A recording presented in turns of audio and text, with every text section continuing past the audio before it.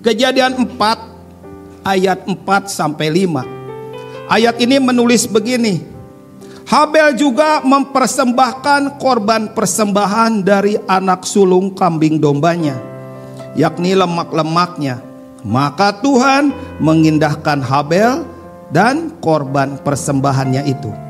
Ayat 5. Tetapi Kain dan korban persembahannya tidak diindahkannya. Lalu hati Kain menjadi sangat panas dan mukanya muram. Ayat 4 ditulis tentang Habel dan korban persembahannya. Di ayat 5 juga dituliskan tentang Kain dan korban persembahannya. Ayat itu nggak kebalik. Ayat itu yang pertama ditulis orang yang membawa korban persembahan. Setelah itu korban persembahannya. Artinya didahulukan tentang penyembahnya, barulah korban persembahannya. Ini berbicara apa? Ini tentang pola ilahi tentang penyembahan. Kalau didahulukan namanya Habel, lalu diikuti dengan korban persembahan, itu menunjukkan bahwa Tuhan memperhatikan hati orang yang membawa korban persembahan itu. Orangnya, pribadinya, hatinya, itu yang diperhatikan oleh Tuhan.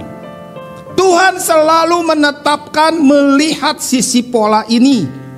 Hidup orang itu, hati orang itu, kehidupan yang dibangun orang itu, barulah korban yang dilihatnya.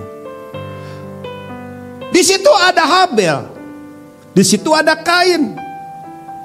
Di situ ditulis Habel dan persembahannya dan Kain dan persembahannya. Tuhan memperhatikan Habel, Tuhan memperhatikan Kain. Tuhan mengindahkan Habel dan korban persembahannya. Tetapi kepada Kain Tuhan tidak mengindahkannya, baik hidupnya Kain maupun korban persembahannya. Ini cerita dalam. Ini ayat ini berisi sesuatu yang sangat dalam. Kenapa? Karena ini berbicara tentang kehidupan penyembah. Gak asal ke gereja, gak asal hadir, gak asal pelayanan, gak asal tampil, gak asal dilihat orang. Karena ini adalah penyembahan. Hidup yang dibangun oleh Habel, itulah kehidupan yang sangat luar biasa.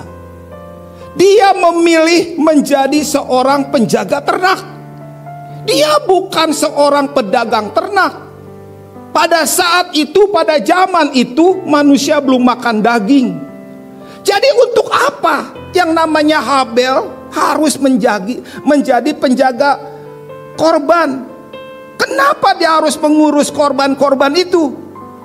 Karena itu bukan untuk diperdagangkan, bukan untuk memperkaya dirinya, tetapi itu untuk ibadahnya di hadapan Tuhan. Itu Habel. Makanya ketika Habel dibunuh, lihat, darahnya berteriak-teriak. Kenapa Habel dibunuh? Karena Kain iri. Sampai hari ini juga sama. Ada Habel-Habel yang dibunuh oleh Kain-Kain. Kain gak suka dengan penyembahan. Iblis juga gak suka dengan penyembahan. Siapa yang penyembahannya naik di hadapan Tuhan, itu bukan jumlah, itu bukan angka, itu bukan besar kecil, tapi itu adalah kehidupan yang dibangun di hadapan Tuhan. Bangunlah hidupmu sungguh-sungguh. Ada yang lihat maupun gak ada yang lihat. Ada yang memperhatikan maupun gak ada yang memperhatikan. Bangun hidupmu. Kenapa?